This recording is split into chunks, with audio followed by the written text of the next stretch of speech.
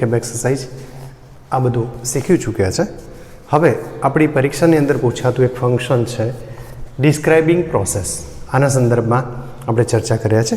આમ તો આપણે ફંક્શન્સ વિશે અલગથી એક લેક્ચર્સ કરીને જ આપણે શીખવાના છે, પણ છતાંય જ્યારે આપણા લેંગ્વેજ એક્સરસાઇઝના ભાગમાં આપણને આપેલું છે તો આ ફંક્શન કઈ રીતે આઈડેન્ટિફાઈ કરવું એના વિશે આપણે જોવા જઈએ તો અહીંયા આપણને કેટલીક બાબતો ધ્યાનમાં રાખવા માટે પોઈન્ટ્સ મેં થોડાક મૂકેલા છે કે આપણને જ્યારે વાક્ય આઈડેન્ટિફાઈ કરવાનું આપ્યું છે ત્યારે આ વાક્ય પ્રોસેસ બતાવે છે કે નહીં એ કઈ રીતે નક્કી કરવું. તો સામાન્ય રીતે જે વાક્ય કે જે સેન્ટેન્સ આપણને આપેલું છે એ આજ્ઞાર્થ વાક્ય સૂચન કરતું હશે તો અહીંયા પ્રોસેસવાળા વાક્યની શક્યતાઓ વધી જાય છે. દાખલા કે વાક્યની શરૂઆત વર્બ ફોર્મથી થતી હોય. નોર્મલી આપણે કોઈ પણ વાક્ય બોલતા હોય, દાખલા કે આઈ એમ અનિલ, આઈ એમ ડુઈંગ ધીસ વર્ક, આ બધા જ્યારે વાક્યો બોલતા હોય, કોઈ એક્શન વગેરે બતાવતા હોઈએ તો શરૂઆત કર્તાથી કરીએ છીએ. આવા બધા વાક્યોમાં કર્તા અધ્યાહાર રાખવામાં આવે છે. For example, tech this glass, આ ગ્લાસ લો, કર્તા અધ્યાહાર છે કે તમને સૂચના આપવામાં આવી છે કે યુ ટેક ધીસ ગ્લાસ, બરાબર, પણ અહીંયા કર્તા લખવામાં આવતો નથી. ટેક ધીસ ગ્લાસ, આ ગ્લાસ લો, add some sugar in the milk, દૂધની અંદર થોડીક ખાંડ ઉમેરો. એટલે કે ટૂંકમાં કોઈકને ઇન્સ્ટ્રક્શન આપવામાં આવી રહી છે, કોઈક સૂચના આપવામાં આવી રહી છે, કોઈ આજ્ઞા અથવા તો આદેશ કરવામાં આવે. આ પ્રકારના જે સેન્ટેન્સીસ છે એ ડિસ્ક્રાઇબિંગ પ્રોસેસ વ્યક્ત કરતા હોય છે. એક નેક્સ્ટ વાક્ય આપણને આપ્યું છે help Mohan in doing the sum, મોહનને દાખલો ગણવામાં મદદ કરો. ટૂંકમાં અહીંયા આપણને સૂચના આપી કે એને હેલ્પ કરો. વાક્યની શરૂઆત જુઓ, કરતા નથી બતાવેલો, કરતા અધ્યાહાર છે. Cut the vegetables with care, શાકભાજી કટિંગ કરો કેરથી, વિથ કેર. અહીં આપણે વસ્તુનું નામ નથી આપ્યું, સાવચેતી રાખવાની વાત કરી છે કે ધ્યાન દઈને, એટલે કે તમને કંઈ વાગી ન જાય એ બાબતનું ધ્યાન રાખીને વેજીટેબલ્સને કટ કરો. પ્રેઝ યોર ફ્રેન્ડ્સ, તમારા મિત્રોની પ્રશંસા કરો. ક્યારેક પ્લીઝ સાથે પણ આપણને પ્રોસેસવાળું વાક્ય જોઈએ, પ્લીઝ હેલ્પ મી, મને મદદ કરો. ટૂંકમાં આપણે વર્બ ફોર્મથી શરૂઆત થતા આજ્ઞાર્થ વાક્યો છે એ ડિસ્ક્રાઇબિંગ પ્રોસેસ બતાવે છે. એક વાક્ય આપણે એ પણ મૂક્યું છે કે ચેક યોર આન્સર્સ નાઉ, હવે તમે તમારા આન્સર્સ જોઈ શકો છો. તમને જ્યારે મેચ ધ સેન્ટેન્સીસમાં આઈડેન્ટિફાઈ કરવાનું વાક્ય આપેલું હોય કે ડિસ્ક્રાઇબિંગ પ્રોસેસ છે તો મેઇનલી તમારે એવું ધ્યાન રાખવાનું રહેશે કે વાક્યની શરૂઆત વર્બ ફોર્મથી થયેલી અને એમાં કોઈક આજ્ઞા આપવામાં આવતી હોય, ઇમ્પેરેટિવ સેન્ટેન્સીસ અહીંયા થતા હોય ત્યારે આ ડિસ્ક્રાઇબિંગ પ્રોસેસ નામનું ફંક્શન કામ કરે છે. આપણી એક્સરસાઇઝના પેજ નંબર 62 પર આપણને આવું કંઈક આપેલું છે. આપણે એને લર્ન કરવાનો પ્રયાસ કરી રહ્યા છે અને સાથે સાથે સમજવાનો પણ પ્રયાસ કરીએ છીએ, જેથી કરી અને એક્ઝામની અંદર કે તમારે એનું સેન્ટેન્સ બનાવવાનું થતું હોય ત્યારે આ વસ્તુ તમને હેલ્પફુલ થઈ શકે. પેજ નંબર 62 લેંગ્વેજ પ્રેક્ટિસ નામની જે આપણી એક્સરસાઇઝ છે ઓપન કરી રાખશું એટલે વધુ ખ્યાલ આવશે. Language exercise number 1, read the dialogue carefully. આપણે પણ મારી સાથે સાથે ડાયલોગને રીડ કરવાનો પ્રયાસ કરવાનો છે. સાથે સાથે એમાં જે કંઈ પોઈન્ટ્સ આવે છે એને પણ આપણે સમજવાનો પ્રયાસ કરીએ છીએ. અહીંયા આપણે સૂચન આપી દીધું છે take, add, help, cut, press, help check, આવા બધા જે શબ્દો હતા એટલે કે આજ્ઞાર્થ વાક્યો સૂચવતા હતા જે અહીંયા આપણે પોઈન્ટ્સ કરી દીધો છે. એવા વાક્યો તમારે આમાંથી આઈડેન્ટિફાઈ કરતા જવાનું છે જેથી તમને વધારે ખ્યાલ આવશે કે ડિસ્ક્રાઇબિંગ પ્રોસેસ કઈ રીતે દર્શાવાય છે. શ્રવણ અને મમ્મી એની બંને વચ્ચે વાતચીત ચાલી રહી છે. Mummy, can we make popcorn? જુઓ અહીંયા મેક પોપકોર્ન,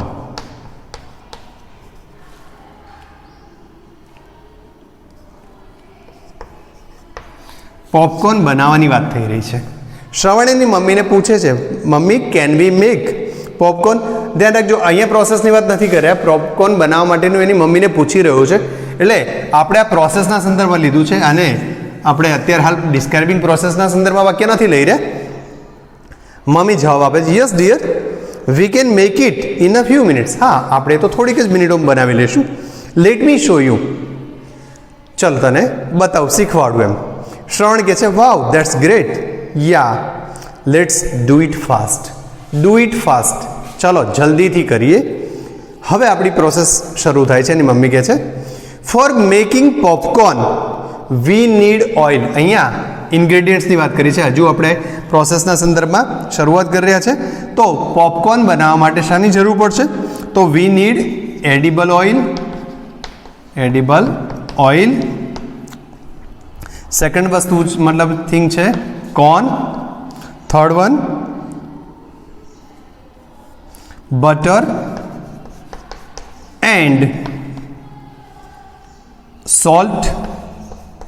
અને સૌથી વધુ જરૂરી વસ્તુ આની સાથે સાથે અ પોટ। આ આપણે આટલી વસ્તુઓની જરૂર પડશે પોપકોર્ન બનાવવા હોય તો। આપણી ભાષામાં કહીએ તો આપણે એક વાસણ જરૂર પડશે કે જેની અંદર આપણે બનાવશું, મીઠાની જરૂર પડશે, બટરની જરૂર પડશે, મકાઈના દાણાની જરૂર પડશે અને તેલની જરૂર પડશે। આ થયા એના ઇન્ગ્રેડિયન્ટ્સ અને જે કંઈ વસ્તુ આ બનાવવા માટે જરૂરી છે। હવે આના વસ્તુઓ એકત્રિત કર્યા પછી આ પ્રોસેસ શરૂ થાય છે। શ્રવણ પૂછે છે do we mix the corn? Mix the corn અહીંયા પ્રશ્નાર્થ વાક્ય છે એટલે આપણે એને નથી લઈ રહ્યા, પણ અહીંયા મિક્સ શબ્દ ક્રિયાપદ એકલું મિક્સ ધ કોર્ન આટલી સૂચના આપી હોત તો કદાચ આપણે એને આજ્ઞાર્થ વાક્યના સેન્ટેન્સમાં લઈએ, પણ અહીંયા પ્રશ્નાર્થ વાક્ય છે do we mix the corn with oil and heat? શું આપણે તેલ સાથે મિશ્ર કરીને એને ગરમ કરીશું? મમ્મી રિપ્લાયમાં કહે છે no, first of all we will take this large pot. જો અહીંયા શરૂઆત થઈ ગઈ આપણી પ્રોસેસની। પોપકોર્ન બનાવવા માટે આપણે વસ્તુઓનું નામ, ઇન્ગ્રેડિયન્ટ્સ વગેરે લખી ચૂક્યા હતા। એમાંથી હવે પોપકોર્ન કઈ રીતે બનશે તો પહેલી સૂચના થઈ ગઈ ટેક ધીસ લાર્જ પોટ। આ પ્રોસેસની શરૂઆત છે। હવે શું કહે છે? Put 3 table spoon. અહીંયા પુટ 3 ટેબલ સ્પૂનને આપણે TS લખ્યું છે। 3 ટેબલ સ્પૂન ઓફ ઓઇલ, 3 ચમચી જેટલું તેલ લો। સૌપ્રથમ એક લાર્જ પોટ લો, એની અંદર 3 ચમચી જેટલું ઓઇલ એટલે કે તેલ અંદર ઉમેરો। વિથ ઇટ આ કર્નેલ ઓફ કોર્ન। અહીંયા આપણને એક શબ્દ આપ્યો છે કર્નેલ ઓફ કોર્ન, મકાઈનો દાણો। એની અંદરનો જે પેજ છે એની વાત કરી છે, કર્નેલ ઓફ કોર્ન। મકાઈના દાણા પણ લઈ લો। Now let us heat the oil on a high flame. હવે ઓઇલને હીટ કરો। Heat the oil on large flame. તેલને ગરમ કરવા માટે મૂકો અને ઊંચી ગરમી તાપમાન પ્રાપ્ત થાય હાઈ ફ્લેમ ઉપર એને ગરમ થવા દો। શ્રવણ પૂછે છે why did you put only a kernel of corn? Mummy kernel of corn એટલે કે અહીંયા એક જ કર્નેલની વાત કરી હતી, કર્નેલ ઓફ કોર્ન શું કામ નાખ્યો અંદર? એણે મકાઈ પૌવા બનાવવા માટેની પ્રોસેસ સ્ટાર્ટ કરી છે। સૌપ્રથમ ટેક ધીસ લાર્જમાં એવું સૂચના આપી હતી કે એક વાસણ લો, એની અંદર 3 ટેબલ સ્પૂન જેટલું તેલ મૂકો, મકાઈનો એક દાણો અંદર મૂકી રાખ્યો છે એણે, અને સૂચના આપી કે heat the oil with a high flame, ઊંચા તાપમાને એને ગરમ કરો। એટલે એને આશ્ચર્ય થયું શ્રવણને, એટલે પૂછ્યું કે મમ્મી અંદર આ કર્નેલ ઓફ કોર્ન શું કામ નાખી રાખ્યો છે તે? મમ્મી જવાબમાં કહે છે by putting it we come to know when to pour the rest of corn in it. મમ્મી કહે છે કે આ એટલા માટે નાખી રાખ્યો છે કે બાકીના દાણા ક્યારે નાખવા એ આપણને ત્યારે ખબર પડશે। See this kernel of corn has popped up. ટૂંકમાં એવું કહેવાનો મતલબ થયો કે પોપેડ અપ થયું। પોપેડ અપ થયું એટલે ફૂલીને બહાર આવવું, ઊંચા અવાજ। જો અંદર રહેલો દાણો પોપેડ અપ થઈને ઉછળીને બહાર આવતો હોય છે, એટલે કે આ અંદર જે દાણો નાખ્યો તે શેકાઈ ગયો છે, તરાઈ ગયો છે, એટલે આપણને એવો ખબર પડી કે એ સમયે બીજા દાણા નાખી શકાય। નાઉ let us Por the rest.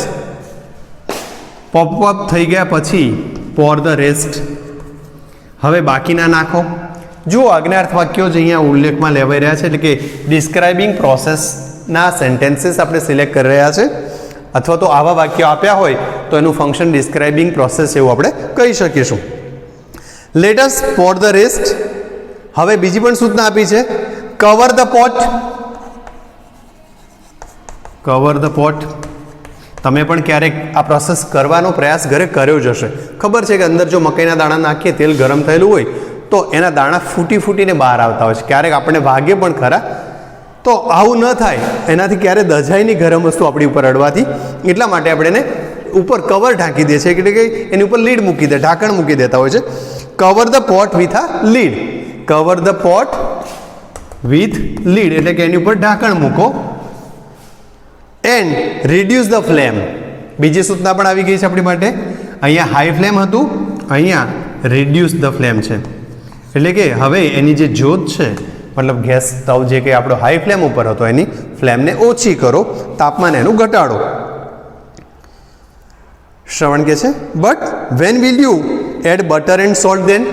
મમ્મીને હવે આ પ્રશ્ન પૂછ્યો, ધ્યાન રાખજો વેન, વેર, વાય આ બધા જે શબ્દો છે એ આપણે ડિસ્ક્રાઇબિંગ પ્રોસેસમાં નથી લેવાના. એ શબ્દો સાથે આવતા જે વાક્યો છે એ ઇન્ક્વાયરી એઝ અ નેચર નામનું એક ફંક્શન જ્યારે શીખશું ત્યારે ચર્ચા કરવાના છે. તો અહીંયા એણે પ્રશ્ન પૂછ્યો તો when will you add butter and salt, મમ્મી તું બટર અને સોલ્ટ ક્યારે એડ કરીશ?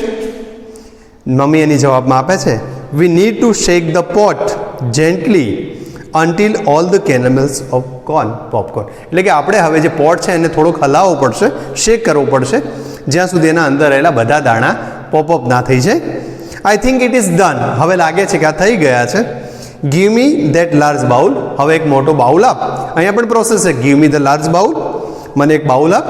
વી will empty the popped of corn into it, અને હવે આપણે એની અંદર જે પોપેડ થયેલા કોર્ન તૈયાર થઈ ગયેલા છે એને નાખીએ છીએ. And mix melted butter and salt to taste, અને આ તૈયાર થયા પછી એની અંદર બટર અને સોલ્ટ આપણે એડ કરીશું.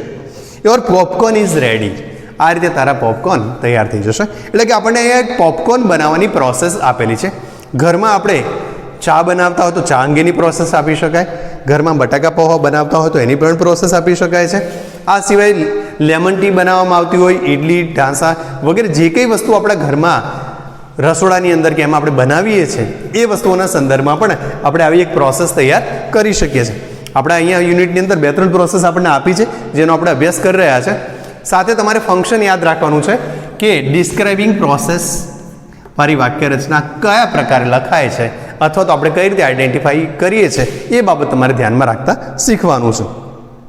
જો L2 એક્સરસાઇઝમાં તમને આ જ વસ્તુ આપી છે, સૂચના કંઈક આવી છે, now read the instructions from a recipe book to make a popcorn at home. Recipe book, આ પાકશાસ્ત્ર નામની જે બુક આવે છે જેની અંદર કઈ વસ્તુ કેવી રીતે બનાવી એ બુકને આપણે રેસીપી બુક કહીએ છીએ. તો રેસીપી બુકની અંદરથી પોપકોર્ન ઘરે કેવી રીતે બનાવાય એ વસ્તુ તમે રીડ કરો. Work in pairs and notice the difference in the way showing or telling how to make popcorn. અને પછી પોપકોર્ન બનાવવા માટેની જે રીત છે એની ચર્ચા તમારા મિત્રો સાથે કરો. L1 અને L2 બંને એક્સરસાઇઝને સેટ કરવાનો, મતલબ બંને એક્સરસાઇઝ સાથે સમજવાનો પણ પ્રયાસ કરો. Underline the verbs in L2 that tell you what to do. અને L2 એક્સરસાઇઝમાં એટલે કે લેંગ્વેજ એક્સરસાઇઝ 2માં તમને જે પ્રોસેસ આપી છે એ પ્રોસેસને અંડરલાઇન કરવાની સૂચના આપી છે કે જેમાં તમને કશું કરવાનું કહેવામાં આવ્યું હોય. Tell you what to do, vote to do શું કરવું જોઈએ એની જે વસ્તુ છે એના નીચે અંડરલાઇન કરવાની સૂચના છે. Some are already done for you, કેટલાક તો તમને આપેલા છે, એટલે કે પહેલા સેન્ટેન્સમાં આપણને એક લાઇન આપેલી છે, આપણે જુઓ ત્યાં. Popcorn is something you often eat when you watch a movie at theatre. મોટાભાગે આપણે પોપકોર્ન ક્યારે ખાતા હોઈએ છીએ? તો ફિલ્મ જોવા થિયેટરમાં કહેવા જતા હોય ત્યારે આ વસ્તુ આપણે વધારે પસંદ કરતા હોઈએ છીએ. It is very easy to make perfect popcorn at home by following simple step. નીચેના સ્ટેપને તમે યાદ રાખશો તો ઘરે પણ તમે પોપકોર્ન આસાનીથી બનાવી શકો. ફર્સ્ટ આપણને સેન્ટેન્સ આપ્યું છે, take a large pot and put 3 table spoon of oil, જે આપણે અહીંયા લખી ચૂક્યા હતા. Take a large pot and put 3 table spoon. તો અહીંયા જુઓ ટેકના ને પુટના નીચે અંડરલાઇન કરેલી છે.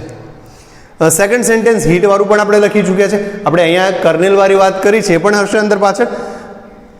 Heat the oil on a high flame, ઓઇલને હાઈ ફ્લેમ ઉપર તપાવો. Put a kernel of corn, એની અંદર દાણો એક નાખી રાખો. When it pops up Por a quarter of cup corn, જ્યારે તૈયાર થઈ જાય પછી ક્વાર્ટર ઓફ કપ એટલે કે જે તમારી પાસે પોપકોર્ન છે એમાંના કેટલોક ભાગ અંદર નાખો.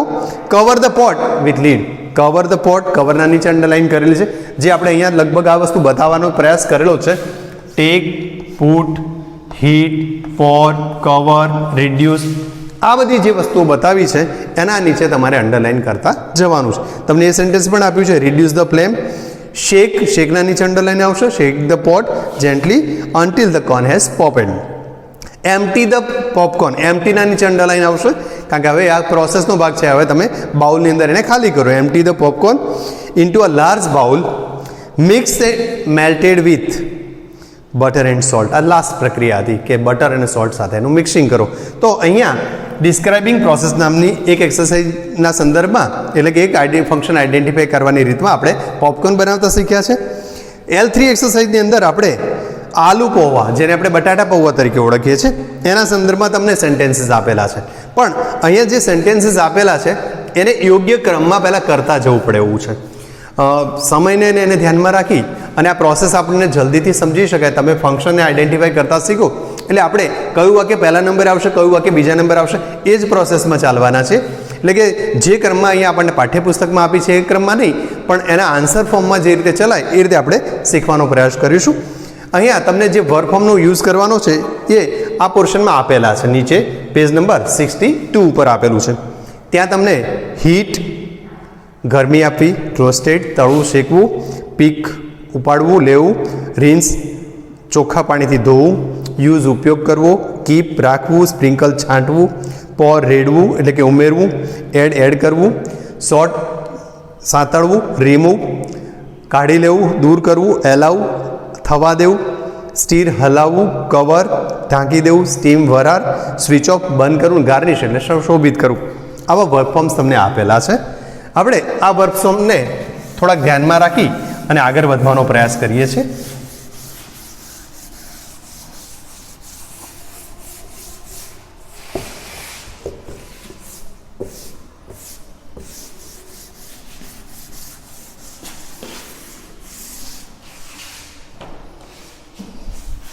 જે લિસ્ટ આપણને આપેલું છે એ લિસ્ટને એકવાર જોઈ લઈએ. Heat, roast, peak, rinse, use, keep, sprinkle, પોર, add, shoot, remove, allow, stir cover, steam, switch off. આપણે ઓનનો પણ ઉપયોગ કરી શકીએ, પણ અહીંયા જરૂર પડશે એ પ્રમાણે કરીશું. ગાર્નિશ. તમને અહીંયા આ વર્ક ફોર્મ આપેલા છે જેના થકી તમે ડિસ્ક્રાઇબિંગ પ્રોસેસનું ઇમ્પેરેટિવ સેન્ટેન્સીસ આપી દાખલા કે heat the bowl, heat the popcorn, roast the popcorn, pick up the સ્લોસ, આવા બધા શબ્દો, એડ સુગર, પોર વોટર, આવા બધી વસ્તુઓ વાક્ય બનાવીને તમે પ્રોસેસમાં આ વાક્યને લઈ શકો છો. હવે બટાટા પૌવા કે એટલે કે આલુ પૌવા બનાવવાની જે રીત આપી છે આપણને, લગભગ 10 વાક્યો આપણને આપેલા છે. હવે આ 10 વાક્યોને ક્રમ ઉલટા સુલટી છે. આપણે રેગ્યુલર ક્રમમાં જ જે વાક્ય સિલેક્ટ કરવાનું છે ત્યાંથી જ શરૂઆત કરીએ છીએ. એટલે કે આપણને નીચેથી બી એક્સરસાઇઝ સ્ટાર્ટ થાય એની ઉપર જે સર્વ આલુ પૌવા આપ્યું એના ઉપરનું જે વાક્ય આપ્યું છે આપણને ત્યાંથી શરૂઆત કરવાનો આપણે પ્રયાસ કરીએ છીએ.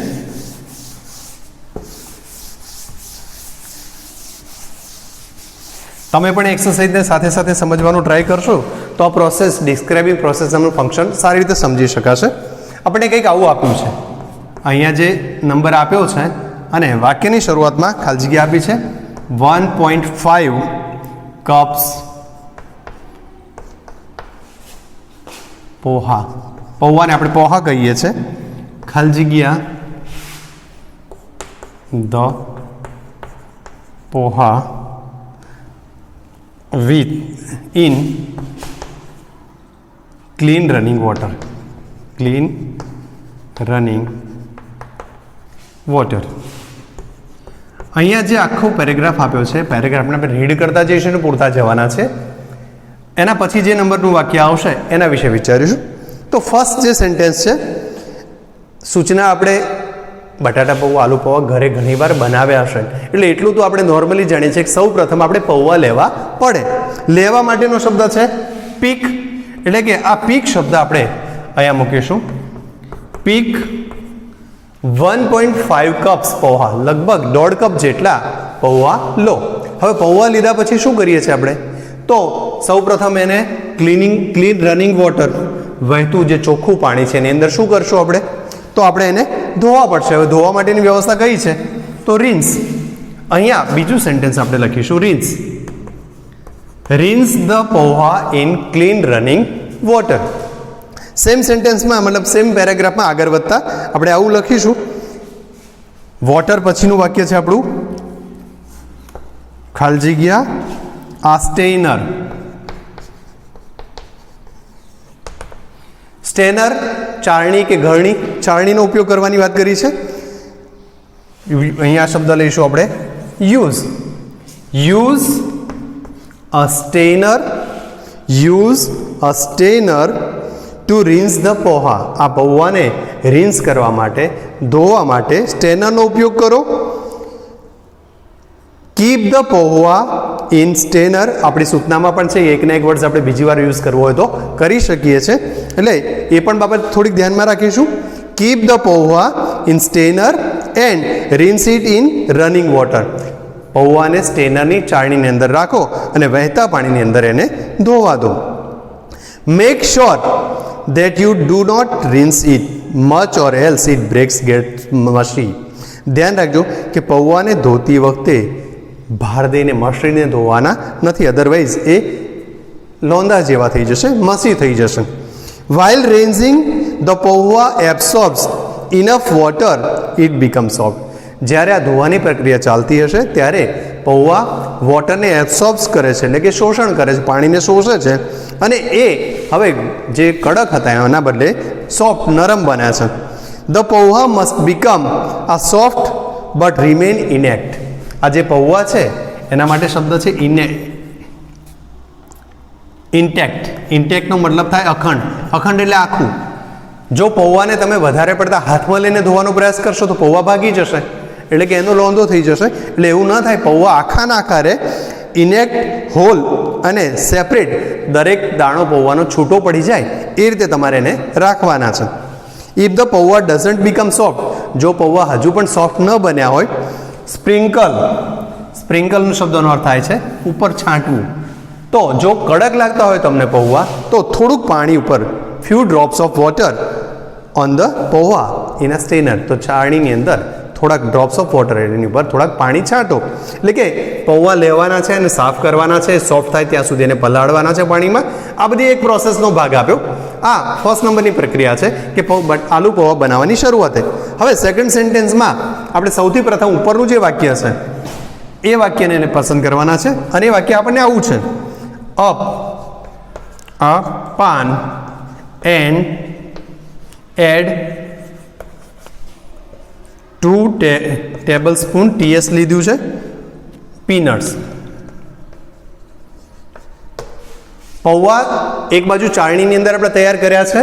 હવે સાથે સાથે પેરેલલ આપણે બીજી પણ એક પ્રક્રિયા કરી રહ્યા છે અને એ પ્રક્રિયા છે હીટ અપ અ પાન. આપણે જે વાસણ લીધું છે, પોટ લીધો છે, એ પાનને આપણે અહીંયા હીટ કરવાનું છે.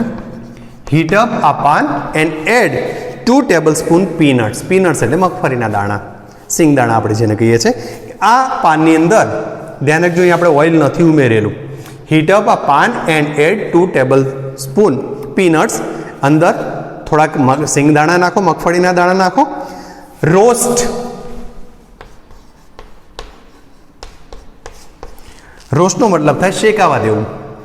આ સિંગદાણાને પાનની અંદર શેકાવા દો, એને રહેવા દો અંદર. Till they become crunchy and keep aside. એ કર્કશ બને, થોડા કડક બને એટલે એને બાજુ ઉપર લઈ લો, કાઢી લો એમાંથી.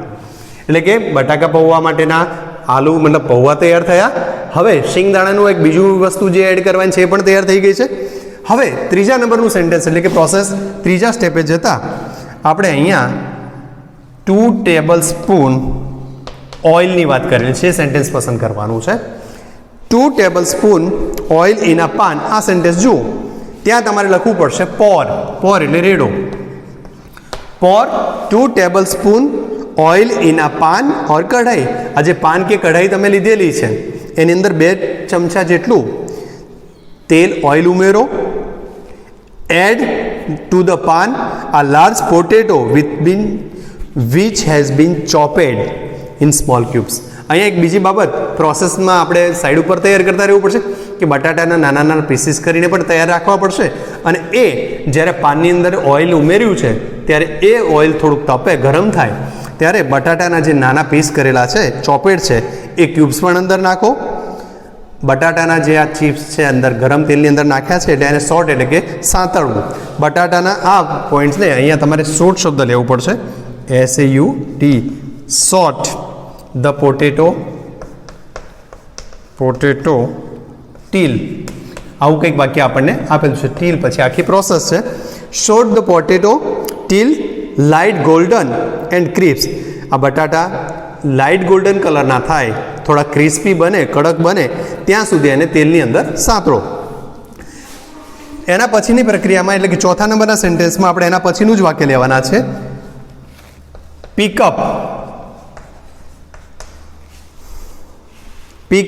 pick them with a softened spoon and keep aside. આ બટાટાના જે અંદર નાખ્યા હતા ચોપડ કરેલ જે એના ટુકડા છે એને પણ તમારે જુદા કાઢી લેવાની વાત કરી છે. નોર્મલી આપણે આ બધી પ્રોસેસ એકસાથે કરી દેતા હોઈએ છીએ. અહીંયા આપણે જે ટેકનિકલી આ વસ્તુ શીખી રહ્યા છે એમાં જો સૌપ્રથમ આપણે પૌવાનું કાર્ય કર્યું, સાથે સાથે જે પીનટ્સ એને રોસ્ટ કર્યા એ પણ કાઢી લીધા, બટાટાને સાંતળે સોટ કર્યા એને પણ આપણે કાઢી લીધા છે, અંદર ભેગા રાખેલા નથી. તો ચોથા નંબરના સેન્ટેન્સમાં એટલે કે પ્રક્રિયાનો સ્ટેપ નંબર 4 આ હતું. હવે સ્ટેપ નંબર 5માં આપણે વચ્ચેના પોર્શનમાં એક વાક્ય તમને આવું આપ્યું છે. In the same pan or kadai. એ સેન્ટેન્સ જુઓ. In the same pan or kadai add 1 teaspoon mustard seeds to hot oil.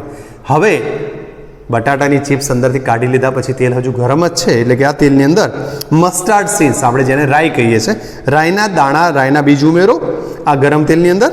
Van they splutter. હવે જ્યારે સ્પ્લટર થવા માંડે, આપણે ભાષામાં કહીએ તો જ્યારે તડતડ અવાજ કરવા માંડે, જ્યારે કોલાહલ કરવા માંડે, એડ 1 tablespoon ક્યુમિન સીડ.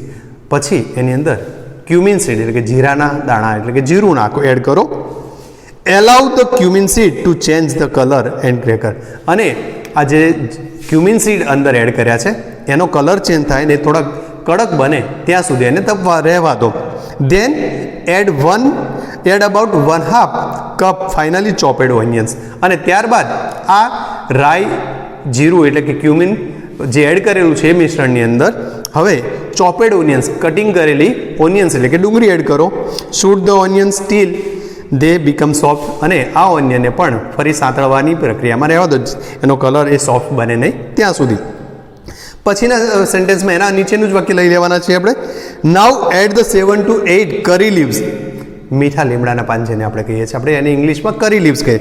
તો આ મિશ્રણની અંદર કરી લીવ્સ ઉમેરો. 1 tablespoon chopped green chillies.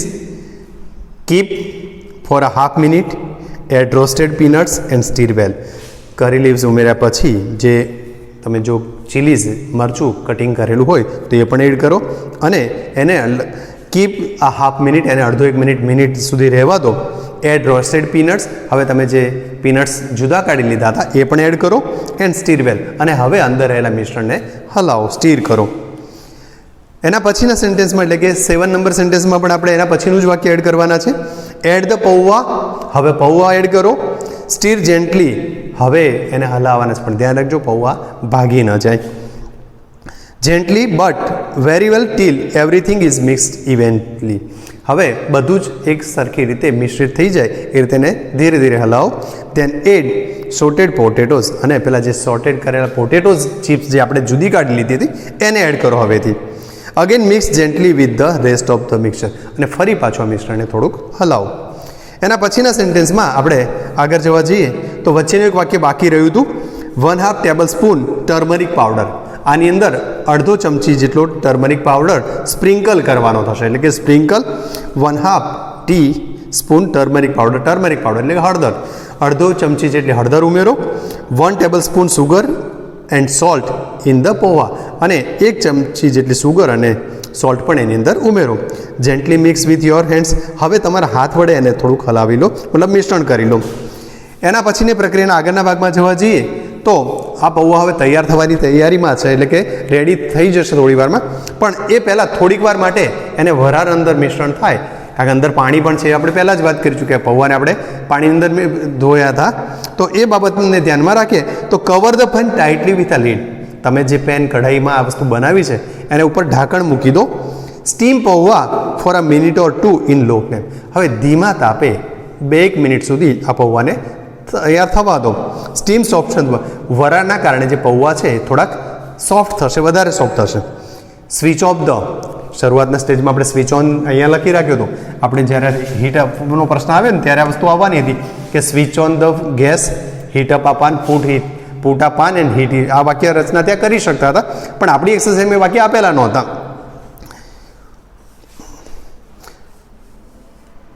Lead cover on the four further 4 to 5 minutes. અને પછી 4 થી 5 મિનિટ સુધી ફરીવાર આને ત્યાં ગેસ બંધ કર્યા પછી પણ રહેવા દો. Remove the lead. હવે ઉપર જે ઢાંકણ તમે મૂક્યું હતું એને રિમૂવ કરો. And garnish the pauwa with chopped coriander, cilantro leaves or grated freshes coconut. હવે તૈયાર થયેલા પૌવાની ઉપર કોકોનટની જે ફ્રેશ કોકોનટ છે, તાજા જે કોપરાની છીણ હોય એવું, અથવા તો કોરિએન્ડર, ધાણા વગેરે તમે એને એડ કરી શકો છો. અને લાસ્ટલી હવે છેલ્લા વાક્યમાં સર્વ આલુ પૌવા hot and chopped lemon pieces. હવે આ આલુ પૌવાને લીંબુના નાના નાના ટુકડા સાથે જે કોઈને જમવા આપવાના હોય એને તમે પીરસી દો. આમ તો આપણે પણ કદાચ બેસી ગયા હોઈશું પૌવાને લઈને, બરાબર. તો આ રીતે આપણે આલુ પૌવાની જે પ્રોસેસ છે, ડિસ્ક્રાઇબિંગ પ્રોસેસના ભાગરૂપે આપણે આ વસ્તુ શીખ્યા છે. સાથે સાથે તમને પણ બટાકા આલુ પૌવા બનાવતા આવડતા જ હશે, અને ન આવડ્યા હોય તો આ પ્રોસેસ રીડ કર્યા પછી, સમજ્યા પછી આ વસ્તુ તમે ઘરે પણ બનાવી શકશો.